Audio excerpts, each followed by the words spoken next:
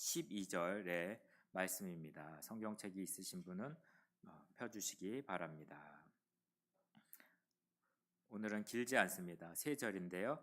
한 절씩 교독하고 마지막 절은 함께 읽도록 하겠습니다. 의를 위하여 박해를 받는 자는 복이 있나니 천국이 그들의 것임이라.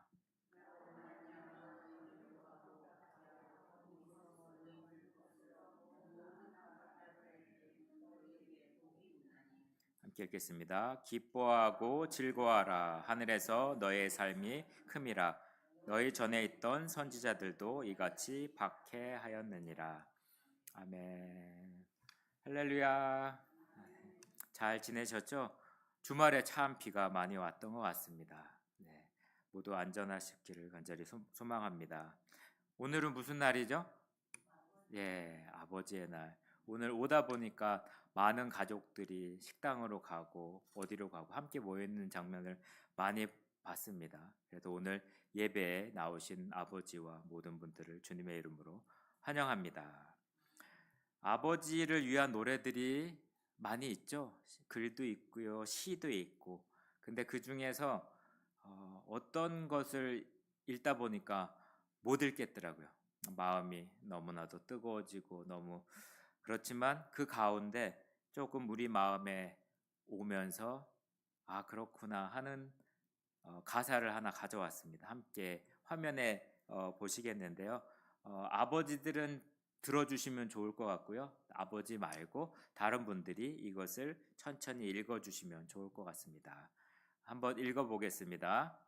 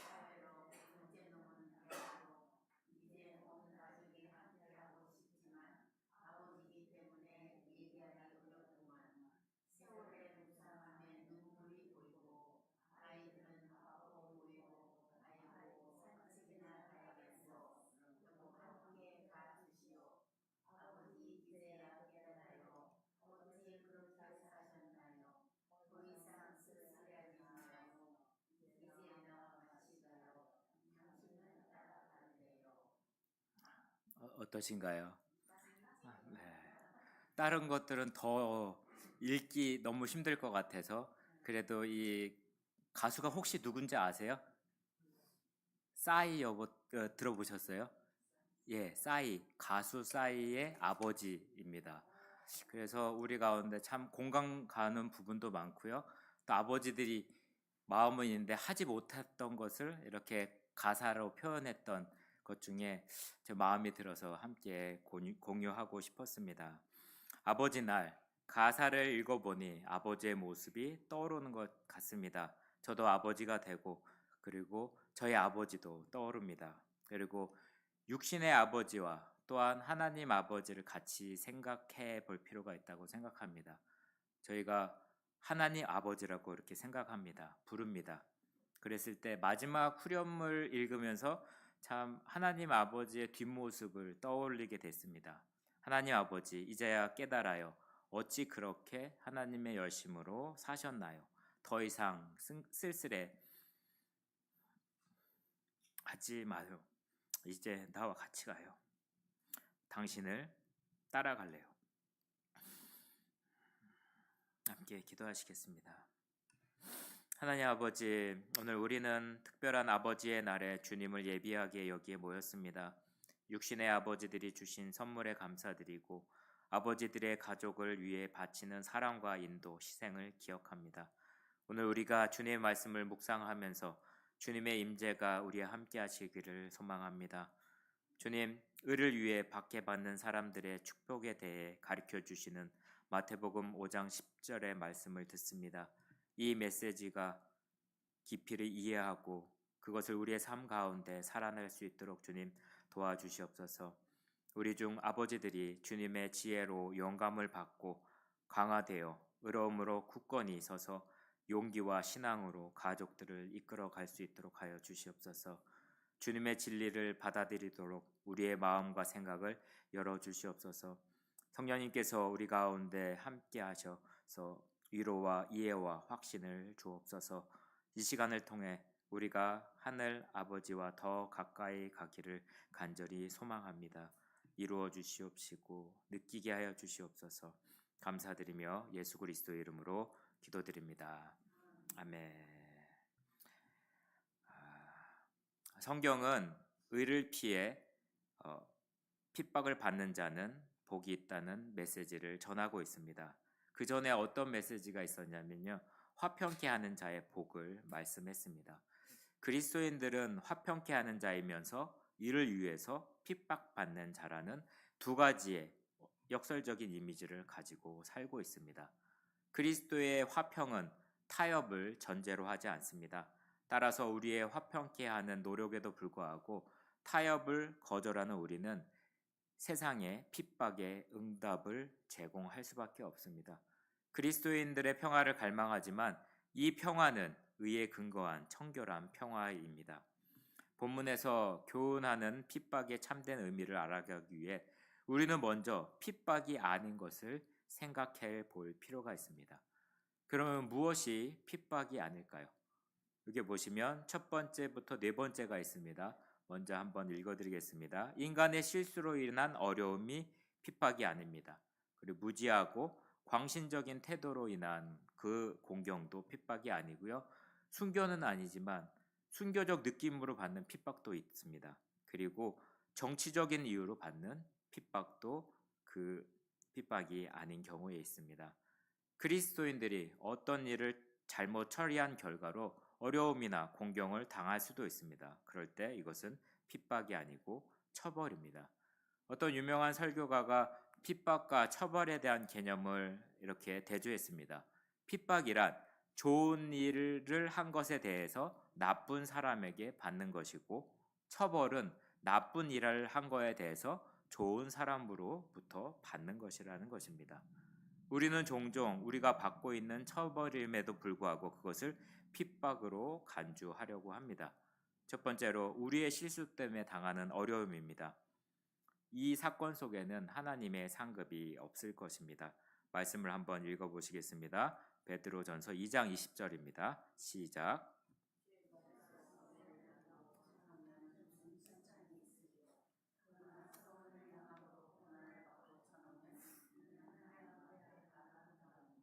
네, 그렇습니다. 다음 말씀 한번 읽어보겠습니다. 4장 15절입니다.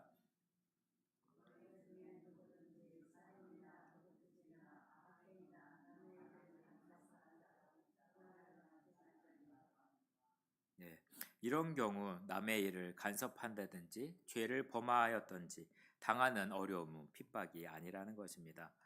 많은 저희도 그랬고요. 기독교 학생들이 교회에 나가는데 많이 시간을 보냈던 시절이 있습니다.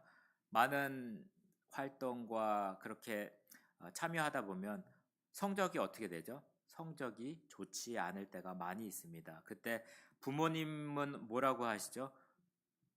꾸중을 합니다. 성적이 떨어졌으니까. 그때 만약에 그 어려움을 당했을 때 이것이 핍박일까요? 어떨까요?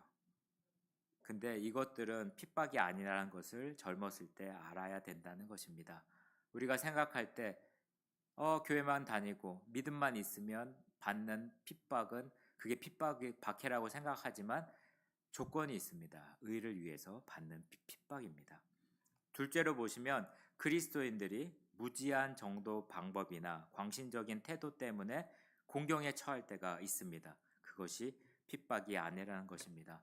예수님께서는 제자들에게 전도를 하러 보냈을 때 이런 말씀을 하셨습니다. 마태복음 10장 16절입니다. 보라 내가 한번 읽겠습니다.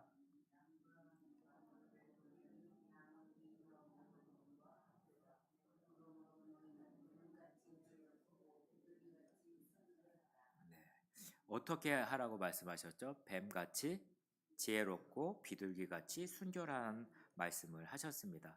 그러므로 우리가 지혜롭지 못하기 때문에 잘못된 전도 방법을 사용하면 반드시 어려움을 겪는다는 것입니다. 그랬을 때 그 핍박이 우리가 생각하는 의를 위한 핍박이 아니라는 것입니다.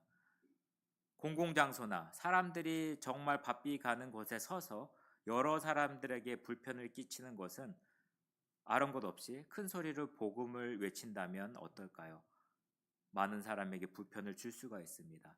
그렇기 때문에 우리가 전도를 할 때 무엇을 할 때 뱀같이 지혜롭고 비둘기같이 순결한 방법으로 해야 된다는 것을 기억하시기 바랍니다. 연습이 필요했습니다. 단계도 있을 수 있지만 같은 방법으로 지속하면 안 되고요. 한 번 한 번 경험을 통해서 지혜롭게 우리가 전도할 필요가 있을 것 같습니다. 세 번째는 순교적인 어떤 느낌 때문에 받는 핍박에는 상황이 없다고 합니다. 순교를 위한 순교는 아무런 의미가 없습니다. 특별히 고린도전서 13장 2절의 말씀을 한번 보시면 이해가 되실 것 같습니다. 한번 읽겠습니다. 내가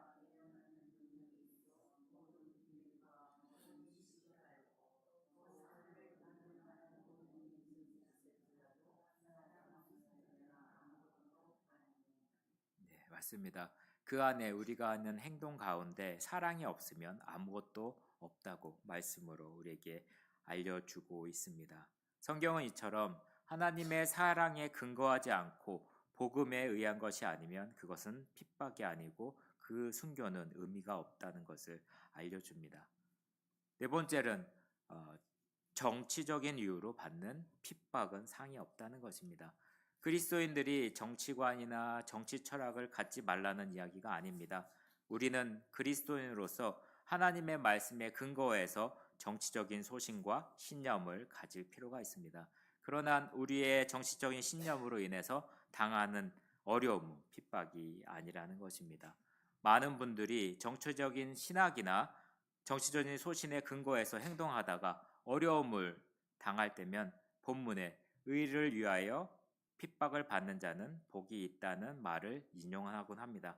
그러나 여기에서 말씀하는 의는 우리가 흔히 사용하는 일반적인 의의 개념과는 다르다는 것입니다. 성경은 정치적 정의를 가르칩니다. 그러나 본문의 의가 곧 사회의 정의를 가리키는 것은 아닙니다. 도덕적인 의도 아니라는 것입니다. 마태복음 5장 11절을 한 번 읽었는데 같이 다시 읽어보겠습니다. 나로 말미암아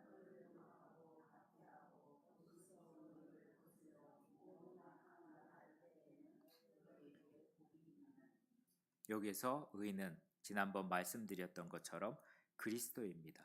내 위에 나의 머리에 그리스도가 있는 그런 행위를 하는 것이 의라고 할 수가 있습니다.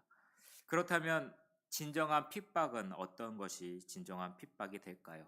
성경에서 의를 위해서 받는 핍박이란 죄를 위해서 받는 핍박입니다. 예수님이 바로 우리의 의로움이 되셨다는 선포입니다. 또 예수 그리스도를 의로운 가지라고 말씀하는 구절이 있습니다. 이처럼 주님은 우리의 의라고 말씀하셨습니다. 바꿔 말하면 의를 위해서 핍박을 받는다는 것은 주님을 위해서 핍박을 받는다는 의미가 될 수 있습니다. 그러므로 우리가 순수하게 주를 위하여 핍박을 받을 때에만 본문에서 말씀하시는 근거한 핍박이라는 이야기가 된다는 것입니다. 그럴 때 하나님께서 우리에게 주시는 상급을 받을 수 있습니다.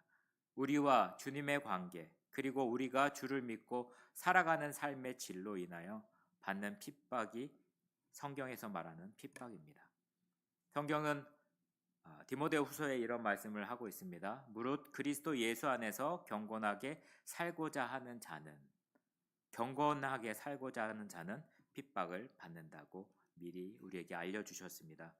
예수님 때문에 삶이 변화되어 견고한 삶을 추구할 때 핍박을 받을 수밖에 없습니다.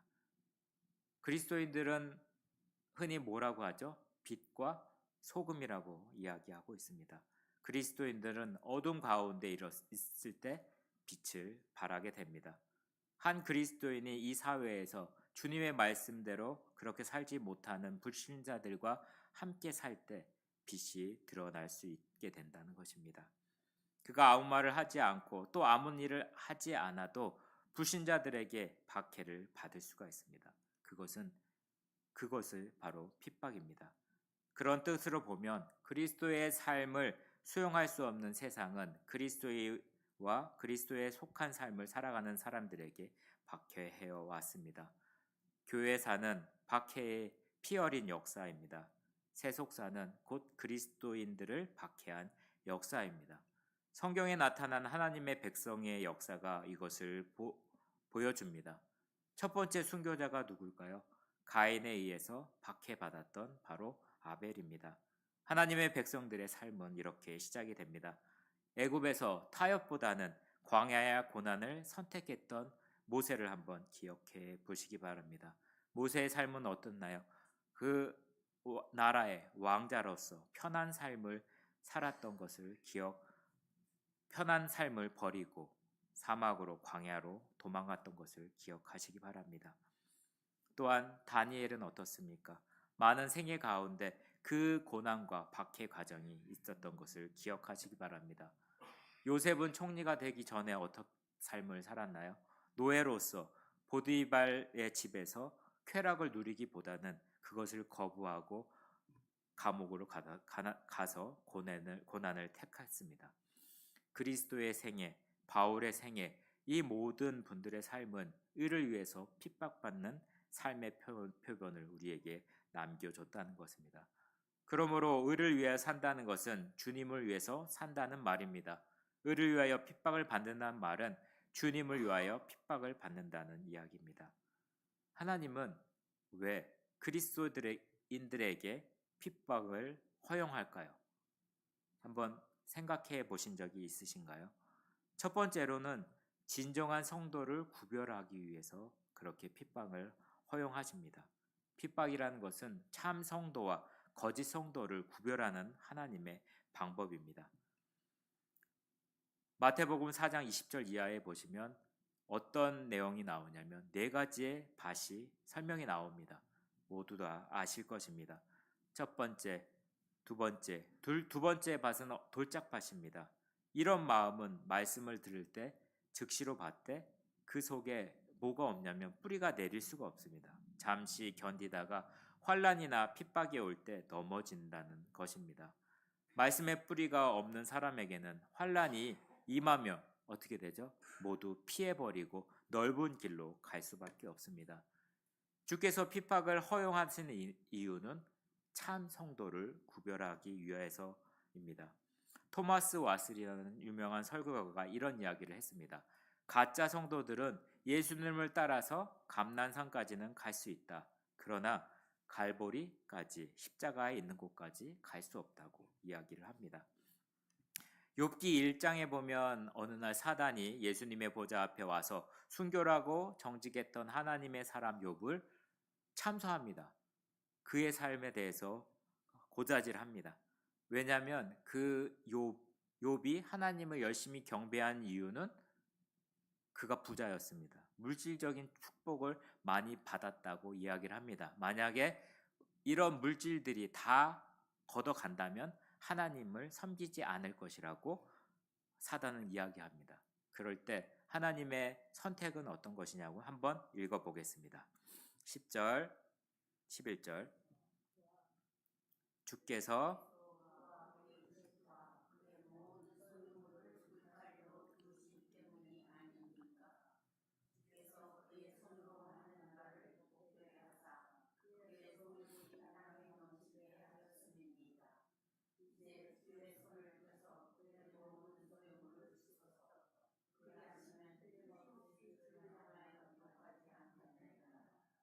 이렇게 욥의 고난과 시련은 시작이 됩니다. 욥의 결론을 다 아시죠? 그 힘든 가운데 다시 하나님을 만나고 하나님의 응답받고 다시 복을 받는 단계까지 나옵니다. 이렇게 핍박은 알곡과 가라지를 구별하는 하나님의 방법으로 사용을 합니다. 두 번째는 그리스도인의 거룩한 성품을 완성시키기 위해서 핍박을 허용한다는 것입니다. 히브리서 기자는 12장 10절에 이런 말씀을 기록했습니다. 그들은 잠시 자기의 뜻대로 우리를 징계하였거니와 오직 하나님은 우리의 유익을 위하여 그의 거룩하심에 참여하게 하시느니라. 그리고 다니엘서 12장 10절에 보시면 많은 사람이 연단을 받아 스스로 정결하게 하며 희게 할 것이나 악한 사람은 악을 행하리라. 이렇게 이런 과정을 통해서 하나님께서는 인격을 변화시키고 사람을 연단시켜서 하나님의 사람으로서 훈련시킵니다. 로마서 5장에는 이런 말씀이 있습니다. 다만 이뿐만 아니라 우리가 환난 중에도 즐거워하나니 이는 환난은 인내를, 인내는 연단은 소망을 이루는 줄 알미로다. 그러므로 우리에게 환난 중에도 즐거워해야 한다는 것이 하나님의 말씀입니다. 환난이 협력하여 선을 이루며 이 선은 그리스도의 예수의 인격을 우리 속에 부각시키게 된다는 것입니다. 우리는 고난을 통하여 그리스도를 닮은 거룩한 인격을 배우게 됩니다. 고난의 십자가가 우리의 자존심은 불타며 혈기는 녹아버리고 만다는 것입니다. 소양 속담에 이런 속담이 있다고 합니다. 흐르는 시냇물에 돌을 치워버리면 어떻게 될까요? 돌을 다 걷어내고 물만 있으면 시냇물에 소리가 없답니다. 노래를 잃어버린다고 합니다. 그 돌들에 나는 소리들 한번 들어보셨죠? 그냥 조용한 그런 강물이 아니라 시냇물에 돌이 흐르면서 돌이 올라가고 내려가고 높낮이에 따라서 정말로 노래 소리처럼 들리는데 그 소리가 없어진다는 것입니다. 그것은 돌들이 있기 때문에 노래를 만들 수 있습니다. 우리의 인생 가운데 너무 평탄하면 어떻게 될까요? 그냥 어디로 흘러가는지 모르게 우리가 기억하는지도 모르게 흘러가게 된다는 것입니다. 고난이 있기 때문에 그리스도인들은 이 고난의 아픔의 예수를 통해서 우리의 성격도 창조적인 인격을 완성해 간다는 것입니다. 시편의 기자는 이 비밀을 잘 알았습니다. 여기 보면 고난을 당하는 것이 내게 유익이라 이로 인하여 내가 주의 율례를 배우게 되었나이다. 세 번째는 핍박은 그리스도에게 연합되는 것을 간증할 수 있는 내용입니다. 성경은 사랑의 첫 번째 정의를 어떻게 찾죠? 짧게 찾는 것이 아닙니다. 오래 참아야 한다는 것입니다. 아버지들 그리고 어머니들 자녀들을 볼 때 오래 참나요? 그쵸. 오늘도 참고 내일도 참고 계속 참으면서 살아갑니다. 소망을 가지고 사랑을 가지고 살아갑니다. 참된 사랑은 그가 사랑하는 대상을 위하여 목숨을 걸고 헌신하게 됩니다. 그래서 요한복음 15장 19절을 보시면 너희가 세상에 속하였으면 세상이 자기 것을 사랑할 터이지만 너희는 세상에 속한 자가 아니올 때 도리어 세상에서 나의 택함을 잃은 자로 인하여 세상이 너희를 미워한다고 말씀하고 있습니다. 핍박은 우리가 그리스도에 속했기 때문에 받는 것입니다. 타협한 사람에게 박해는 없을 것입니다. 세상은 타협하는 성도들을 손들고 환영할 것입니다. 그러나 이런 사람의 생애를 통해서 하나님의 역사는 나타나지 않습니다. 세례를 받은 그리스도인들은 어떤 삶을 살까요? 축하할 일이고 감사할 일입니다. 하지만 그때부터 박해가 찾아온다는 것입니다. 그러나 그 사람들은 핍박을 받을지언정 그리스도를 믿고 죄에 대해서 죽고 그리스도 안에서 새로운 사람이 되었다는 영광스러운 변화의 간증을 하기 시작합니다. 이것은 그들이 주님이 사람인 것을 세상에 향해 선포하고 영광스러운 그리고 선교적으로 전도적으로 기회가 된다는 것을 기억하시기 바랍니다. 우리가 전도하지 않고 우리가 선포하지 않으면 우리에게 이런 기회가 없을 것입니다. 전도하려고 했을 때 특별히 핍박을 받을 수가 있습니다.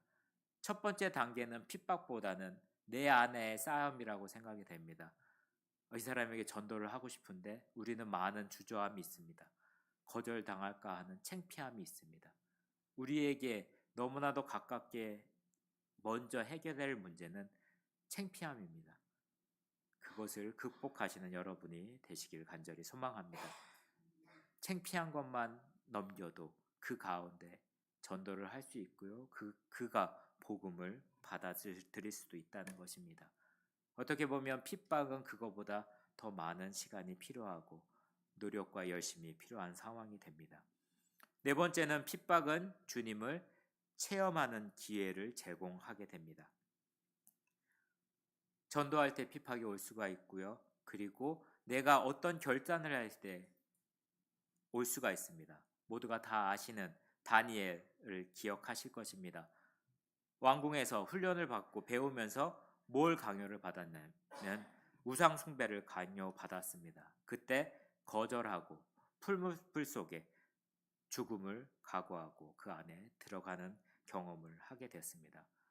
주님은 당신의 사랑하는 자녀들이 고난에 처할 때 방관하지 않으시고 그 현장에 같이 간다는 것입니다. 바울과 실라 복음을 전하다가 감옥에 갇혔지만 주님은 그때도 그들과 함께 계셨습니다. 주님은 우리가 주님을 믿음으로 고난이 없다고 약속한 것이 아니라 믿음 때문에 오히려 고난을 당할 것이나 그 고난 중에 함께 하실 것이라는 약속을 우리에게 하셨습니다. 저는 중국에서 청년 때 특별히 주님을 간절히 찾게 되었고 그때 찾으려고 했을 때 다른 방법은 저에게 일어나지 않았던 것 같습니다. 그래서 육체적인 고통을 통해서 주님을 찾고 만나게 달라고 티벳으로 단기 선교를 떠난 적이 있다고 말씀을 드렸습니다. 다들 사람들이 위험하다고 말립니다. 왜냐하면 교회로 단체에서 함께 가는 것이 아니었습니다. 단 둘이서 그 선교를 위해서 준비했던 시간이 있습니다. 왜냐하면 극도로 육체적인 고통 가운데 하나님을 만날 수 있는 기회를 있었기 때문에 그렇게 했던 것입니다. 해발고도 5,800m 이상으로 가면 신체적인 많은 변화가 일어납니다. 숨을 쉴 수도 없고요. 많은 고통 가운데 있었지만 그 고통 가운데 하나님을 찾게 해달라는 그 기도 제목을 통해서 갔던 기억이 있습니다. 남들이 모르는 고통이 있었고 남들이 모르는 하나님의 관계가 회복이 되었습니다. 육체적으로는 아프지만 내가 하나님과의 관계가 더 가까워졌던 것을 기억할 수가 있습니다. 사랑하는 사람들은 사랑하는 이의 아픔을 보고 그대로 방광할 수가 없습니다. 달려가서 고난을 함께 할 것입니다. 그 사랑은 그렇게 더욱 거룩하게 승화될 것입니다. 어느 신학자가 이런 이야기를 했습니다. 고난을 가리켜 제3의 성례라는 유명한 이야기를 남겼습니다. 성례가 뭐죠? 세례 그리고 성찬이 성례에 들어갑니다. 세 번째의 성례라고 했을 때 고난은 하나님의 은총이기 때문입니다. 고난을 통해서 우리의 주님을 만날 수 있는 기회입니다. 주님은 너희가 세상에서 환난을 당하나 담대하라. 내가 세상을 이기어노라고 말씀합니다. 승리의 약속을 먼저 하십니다. 그리고 나서 주님과 함께 하신다는 약속도 하게 됩니다. 그러나 이 약속은 고난의 면제의 약속이 아닙니다. 고난은 있습니다. 아무든지 나를 따라오거든 자기를 부인하고 날마다 제 십자가를 지고 나를 쫓으라고 하는 말씀이 있습니다. 그리스도께서는 우리가 그분을 신뢰하는 그 순간 우리에게서 죄와 저주와 지옥을 뺏어가는 대신에 십자가를 남기셨습니다. 이 십자가 없이는 부활의 영광도 없습니다. 이스라엘 백성들이 광야를 지나면서 뱀의 유혹과 목마름과 굶주림의 시련을 겪은 후에야 젖과 꿀이 흐르는 약속의 땅에 들어갔다는 것을 기억하시기 바랍니다. 그런데 우리의 시련의 광야가 없는 복지만을 원하고 계시지 않으신지요? 우리의 주님은 십자가의 가시밭길에서 우리의 인격을 단련시켜 순수하게 주님의 사랑을 가르치고 계십니다. 그리고 우리가 주님을 사랑하고 뜨거운 마음으로 주님 앞에 엎드리는 기회를 저에게 주신다는 것입니다. 모든 제자들이 마지막에 최후가 어땠는지 다 기억을 하실 것입니다. 수제자였던 베드로는 로마에서 십자가에 거꾸로 매달려 죽었습니다. 마가도 그랬고요. 알렉산드리아에서 기도하며 순교를 했습니다. 도마는 인도에서 나는 예배한다 소리를 치면서 순교했다고 합니다. 우리가 너무나도 잘 아는 바울 역시 로마에서 칼에 목이 떨어지면서도 예수를 부르며 죽었다는 것입니다. 초대교회 유명한 교부였던 터틀리아는 순교자의 피는 교회의 종자가 된다고 했습니다. 그리스도인들은 시련의 광야를 통과하지 않고 젖과 꿀이 흐르는 복지를 탐한다는 것은 참으로 이기적인 삶이라고 할 수가 있습니다. 우리가 하나님 나라에 들어가려면 많은 환난을 겪어야 된다는 것을 기억하시기 바랍니다. 다시 주님 말씀을 들어봅니다. 의를 위하여 핍박을 받는 자는 복이 있나니 천국이 저희 것이니요. 하나님이 우리에게 주시는 보상을 또 이야기하고 있습니다. 두 가지 차원으로 나누면 첫 번째는 현재적으로 우리가 이해할 수 있는 것입니다. 고난을 당할 때 그 고난의 현장에서 주님은 우리와 함께 하신다는 것입니다. 또한 우리와 함께 놀라운 천국에서도 보상을 약속하셨습니다. 기뻐하고 기뻐하라. 하늘에서 너희의 상급이 큼이라고 말씀을 하고 있습니다. 고난이 우리를 참다운 성도로 만들며 이 핍박이 우리를 그리스도를 닮은 거룩한 인격자로 성화시켜 주신다는 것입니다. 자녀임은 또한 후사요. 하나님의 후사요. 그리스도에 함께한 후사니 우리가 그와 함께 영광을 받기 위하여 고난도 함께 받아야 할 것이니라. 그렇게 이야기하고 있습니다. 바울이 고백입니다. 생각건대 현재의 고난은 장차 우리가 나타날 영광과 좋게 비교할 수 없다는 이야기를 하고 있습니다. 우리의 수많은 핍박을 받을 때, 고난을 받을 때 우리에게 주신 하나님의 보상을 기억하시기 바랍니다. 계시록의 말씀을 마무리하겠습니다. 내가 죽도록 충성하라. 그리하면 생명의 면류관을 내게 주시리라. 아멘. 사랑하는 성도님, 삶 가운데 광야, 고난, 박해가 오면 피하실 것인가요? 아니면 광야를 지나고 고난을 당하고 박해를 통해서 그리스도의 인격으로 변화하여 천국을 얻으시겠습니까? 십자가의 길을 택하는 하나님의 자녀가 되시기를 주님의 이름으로 축원합니다. 아멘. 함께 기도하시겠습니다. 우리가 선을 행함으로 고난을 당하면 그리스도의 고난에 참여하고 주의 나라의 약속을 축복으로 받는 줄 알라. 은혜와 확고한 믿음으로 핍박에 맞설 용기를 주시옵소서. 주님, 우리가 자신의 잘못이나 지혜롭지 못한 행동으로 인해서 박해를 받았던 착각했던 때를 용서하여 주시옵소서. 우리가 우리의 자신의 잘못 때문에 어려움을 겪는 경우 주님의 이름을 위하여 참으로 고난을 받는 경우를 분별할 수 있도록 분별력을 허락하여 주시옵소서. 전도와 일상생활에서 뱀처럼 지혜롭고 비둘처럼 순경하도록 주님 도와주시옵소서. 우리의 행동과 말들이 불필요한 공격을 일으키지 않고 주님의 사랑과 진리를 반영하고 전할 수 있도록 하여 주시옵소서. 오늘날 전 세계에서 박해를 견디고 있는 사람 위하여 기도합니다. 그들의 믿음을 강화시키고 그들의 피로를 채워주시며 그들이 시련 속에서 주님의 임재를 느끼게 하여 주시옵소서. 그들의 증언이 우리가 당신을 위해서 담도록 살도록 영감을 주시기를 소망합니다. 주님, 우리의 삶이 당신의 의를 증거하는 삶이 되게 해주시고 박해 자체를 위해 결코 구하지 말고 주님을 믿는 신앙을 실천한 결과로 박해가 닥쳐올 때 기쁨으로 받아들일 수 있게 하여 주시옵소서. 예수 그리스도의 이름으로 말미암아 우리가 의가 되심을 감사드립니다. 우리가 어떤 일을 직면하더라도 주님은 우리와 함께 계시며 주님의 왕국은 우리의 긍정적인 보상이 된다는 것을 확신하게 하여 주시옵소서. 감사드리며 예수 그리스도의 이름으로 기도드립니다. 아멘. 광고해드리겠습니다.